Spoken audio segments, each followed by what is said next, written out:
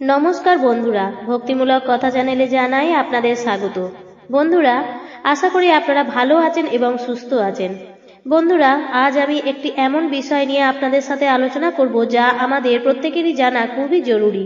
ভগবান শ্রীকৃষ্ণ বলেন, প্রকৃতির এটা নিয়ম যে যারই জন্ম হয় তার মৃত্যুটাও নিশ্চিত। মৃত্যু হলো এমন একটা সত্য যাকে কেউ অবহেলা করতে পারে না। মৃত্যু আসলে মানুষকে তার শরীর ত্যাগ করে অবশ্যই চলে যেতে হয়। শ্রীকৃষ্ণ বলেন যে একজন আত্মার এই সংসারে কিছুই আপন নয়। আত্মা হলো অমর, এর কখনো শেষ হয় না। সে তার কর্ম অনুসারে বারবার জন্ম নেয়। মানুষের শরীরও তার আপন নয়, সেটা কিছু সময়ের জন্য সে ঈশ্বর দ্বারা পেয়ে থাকে, যেটা একদিন না একদিন পঞ্চতত্ত্বে বিলীন হয়ে যাবেই। কিন্তু তাও মানুষ এই সংসারে জন্ম নিয়ে অনেক প্রকারের ভৌতিক জিনিসপত্রের মোহতে পড়ে যায়। অনেক সময় মৃত্যুর পরেও তাদের সেই সব বস্তুর প্রতি মোহ ত্যাগ হয় না।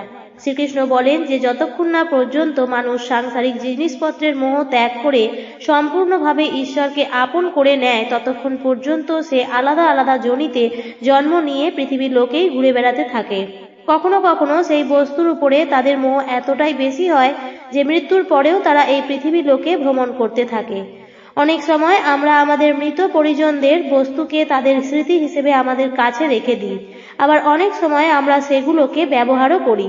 কিন্তু পুরাণ অনুসারে মৃত ব্যক্তিদের কিছু জিনিস আমাদের কখনোই ব্যবহার করা উচিত নয়, কারণ এই বস্তুগুলোর সাথে ওই মৃত ব্যক্তির ঊর্জা জুড়ে থাকে। মারা যাওয়ার পরেও সেই বস্তুগুলোর উপরে ওই ব্যক্তির মোহ বজায় থাকে, আর এই কারণেই ওই ব্যক্তির আত্মা ওই বস্তুগুলোর সাথে জুড়ে যায়। আর কেউ যদি এই বস্তুগুলোকে ব্যবহার করে, তাহলে তাকে অনেক রকমের কঠিন পরিস্থিতির সম্মুখীন হতে হয়। তাহলে সেই মৃত ব্যক্তির আত্মা তাকে অনেক প্রকারের কষ্ট দিয়ে থাকে।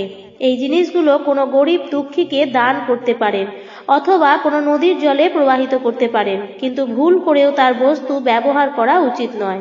ওই মৃত ব্যক্তির আত্মার শান্তির জন্য তার জিনিসের দান করা অত্যন্ত শুভ বলে মনে করা হয়।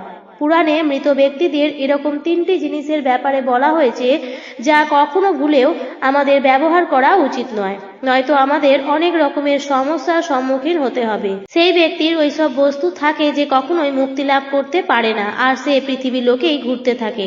তাহলে চলুন জেনে নেওয়া যাক সেই সব বস্তুর ব্যাপারে যেগুলো আমাদের কখনো ব্যবহার করা উচিত নয়।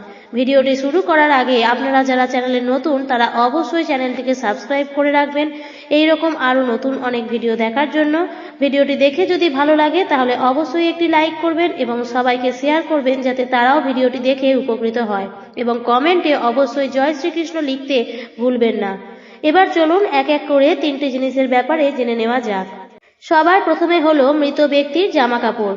পুরাণ অনুসারে কোনো মানুষের একজন মৃত ব্যক্তির জামা কাপড় ব্যবহার করা উচিত নয়, বিশেষ করে সেই সব জামা কাপড় যেগুলো মৃত ব্যক্তি প্রায়শই পরত। তাই সেই সব জামা কাপড় কখনো ভুলেও নিজের শরীরে ধারণ করা উচিত নয়। এরকম করলে ওই মৃত ব্যক্তির আত্মা তার সাথে জুড়ে যায়, আর সেই মৃত ব্যক্তির স্মৃতি তাকে বিরক্ত করতে থাকে। মান্যতা অনুসারে যদি মৃত ব্যক্তির জামা কাপড় মোছামুছিতে বা পরিষ্কার করার জন্য ব্যবহার করা হয়, তাহলে মৃত ব্যক্তির আত্মা অত্যন্ত দুঃখ বোধ করে, এবং তার দুঃখের ফলে এমন করা ব্যক্তি তার পরিবারের উপর পিতৃদোষ হওয়ার সম্ভাবনা বেড়ে যায়। পিতৃদোষের অশুভ প্রভাবের ফলে ব্যক্তির আর্থিক অবস্থা ধীরে ধীরে খারাপ হতে শুরু করে, এবং পারিবারিক ঝগড়া ঝামেলা ও স্বাস্থ্য সংক্রান্ত সমস্যা দেখা দেয়। যে মৃত ব্যক্তির জামা কাপড় উপভোগ করে তাকে সেই আত্মা মানসিক ও শারীরিক দিক দিয়ে কমজোর করে দেয়।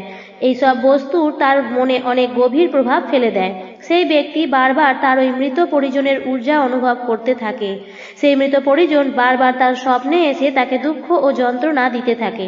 এই কারণে পুরাণে বলা হয় যে মৃত ব্যক্তির বস্ত্রগুলিকে নদীতে ভাসিয়েও দিতে পারেন, কিন্তু ভুল করেও কোনো মৃত ব্যক্তির বস্ত্র পরা উচিত নয়। দ্বিতীয় জিনিসটি হলো মৃত ব্যক্তির গয়না। পুরাণে বলা হয়েছে যে কোনো মৃত পরিজন অথবা কোনো মৃত মহিলার গয়না ব্যবহার করা উচিত নয়, কারণ প্রতিটি ব্যক্তি গয়না নিজেকে সুন্দর করে তোলার জন্য পরিধান করে। মহিলাদের তাদের গয়নার প্রতি সবচেয়ে বেশি মায়া থাকে। মৃত্যুর পরেও তাদের এই জিনিসের প্রতি মায়া কমে যায় না।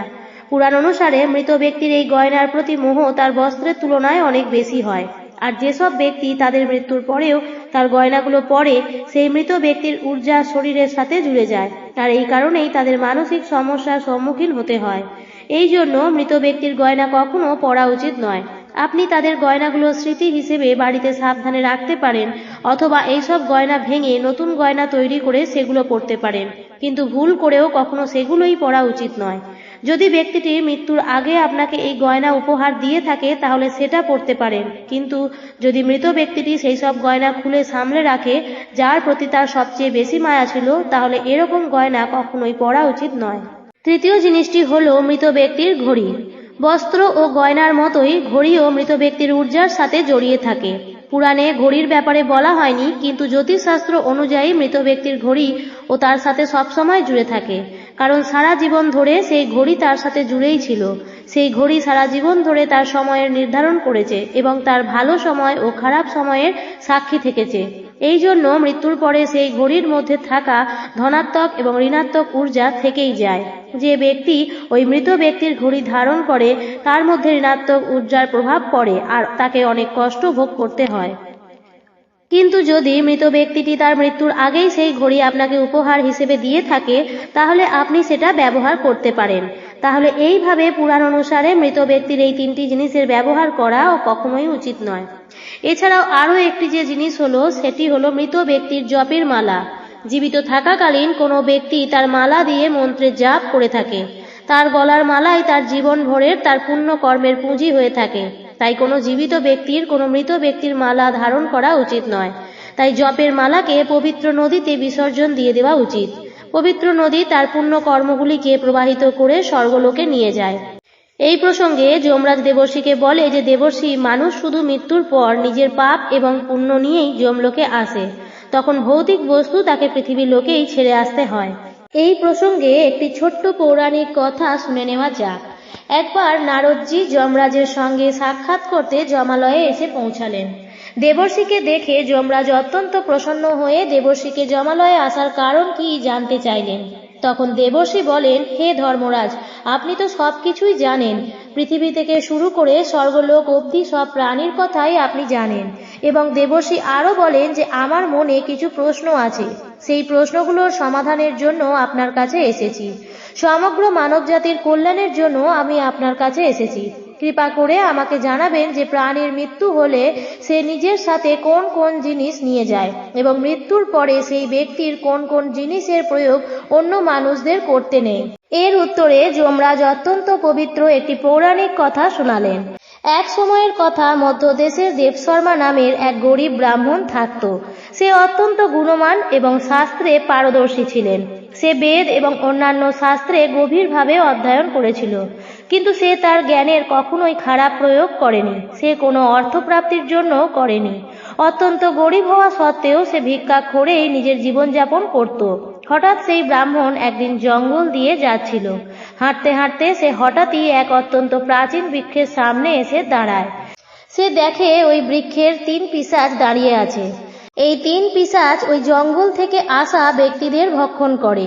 যখনই ব্রাহ্মণটি বৃক্ষের সামনে আসে তখনই পিশাচেরা ওই ব্রাহ্মণটিকে কিভাবে খাবে সেই নিয়েই কথা বলছিল। কিন্তু ওই ব্রাহ্মণ পিশাচদের দেখে কোনো রকম ভয় না পেয়ে তাদের দিকে তাকিয়ে তাদের প্রণাম করতে লাগলো। ব্রাহ্মণটি ছিলেন ভগবান বিষ্ণুর পরম ভক্ত এবং সে সবসময় শ্রীহরির নাম সংকীর্তন করত। এই কারণেই সে কারোর কাছেই কোনো ভয় পেত না। পিশাচেরা ওই ব্রাহ্মণটির কাছে ভয় পায়নি দেখে জানতে চায় যে ওই ব্রাহ্মণটি কে। এদিকে ব্রাহ্মণটির সান্নিধ্যে আসার পর পিশাচদের খিদেও মিটে গেছে। ব্রাহ্মণটি তখন জানায় পিশাচদের দেখে সে কোনোভাবেই ভীত নয়, কারণ ব্রাহ্মণটির বিশ্বাস যে ভগবান তার সাথেই সব সময় আছে। তাই তার মৃত্যু যদি এভাবেই হয় তাহলেও সে তা মেনে নেবে, কারণ ভগবানের ইচ্ছার বিরুদ্ধে গাছের একটা পাতাও নড়ে না। এরপর ব্রাহ্মণটি বলল, আমাকে খেয়ে যদি আপনারা তৃপ্ত হন তবে আমি একে আমার সৌভাগ্য মনে করব। এই সংসারে প্রত্যেক মানুষের সুখ প্রদান করাই প্রত্যেক মানুষের কর্তব্য। তাই যদি আমার মৃত্যু এভাবেই হয় তাহলে আমি এতেই সন্তুষ্ট, কারণ প্রভু আমার ভাগ্যে যা লিখেছেন আমি তাতেই সন্তুষ্ট। এরপর পিশাচেরা বলে, আমরা আপনাকে ভক্ষণ করব না, কিন্তু কৃপা করে বলুন এই বনে আপনি কেন ঘুরে বেড়াচ্ছেন। সেই ব্রাহ্মণ বলে, হে পিশাচ, আমার নাম দেবশর্মা। আমি প্রভুর ভক্তি করার জন্য এই বনে একটি উচিত স্থান খুঁজছিলাম। ব্রাহ্মণ তখন পিশাচদের কাছে তাদের এই গতি হওয়ার কারণ জানতে চায়। তখন পিশাচেরা বলে যে, হে ব্রাহ্মণ শ্রেষ্ঠ, আমরা আমাদের নিজেদের কর্মের ফলেই এই যোনি পেয়েছি। এরপর পিশাচেরা নিজেদের পাপ কর্মের কথা ব্রাহ্মণকে জানায়। পিশাচেরা বলে যে আমরা আমাদের পিতৃদেবের অপমান করেছি, আমরা মনুষ্য থাকার সময় অনেক পাপ করেছিলাম। পিশাচেরা আরো বলে যে আমরা সব সময় উচ্ছিষ্ট নোংরা বস্ত্রই পরতাম, এই নোংরা বস্ত্র পরেই আমরা পূজা অর্চনা ও ভোজন করতাম। আমরা সবসময় উচ্ছিষ্ট এবং এঁটো ভোজন গ্রহণ করেছি, এরই জন্য আমাদের এই রকম গতি হয়েছে। এবং পিশাচেরা আরো বলে যে তারা এবার মুক্তি পেতে চায়। এরপর সেই ব্রাহ্মণ মুনি অগস্ত্যের কাছে যায়, তার কাছ থেকেই তাদের মুক্তির উপায় জানে। অগস্ত্য মুনি সেই ব্রাহ্মণকে বলে তাদের উদ্দেশ্যে পিণ্ডদান, শ্রাদ্ধ, তর্পণাদি ক্রিয়া করতে। এরপর সেই ব্রাহ্মণ তাদের উদ্দেশ্যে এই সব কর্ম সম্পন্ন করেন। সে তার সাধ্য মতো দুঃখী এবং দুস্থ ব্যক্তিদের দান ধর্মও করেন। এর ফলে পিশাচেরা তার পিশাচ যোনি থেকে মুক্তি পায় এবং স্বর্গের উদ্দেশ্যে রওনা দেন। তখন ধর্মরাজ মুনিবরকে বলেন যে হে দেবর্ষি নারদ, এই কারণেই কোনো মানুষের উচ্ছিষ্ট বস্ত্র পরা উচিত নয়, কখনোই এঁটো খাবার খাওয়া উচিত নয়, অন্যের এঁটো করা এবং মাটিতে পড়ে থাকা ভোজন কখনোই গ্রহণ করা উচিত নয়, অন্যের দ্বারা ডিঙানো এবং পিতৃদেবদের অর্পণ না করে কখনোই ভোজন গ্রহণ করা উচিত নয়। তো বন্ধুরা, এই ছিল আজকের ভিডিও। আশা করি ভিডিওটি দেখে সমৃদ্ধ হয়েছেন এবং ভিডিওটি দেখে যদি ভালো লাগে তাহলে এই ধরনের আরও তথ্য পাওয়ার জন্য অবশ্যই চ্যানেলটিকে সাবস্ক্রাইব করে রাখবেন। ভিডিওটি দেখার জন্য অনেক ধন্যবাদ।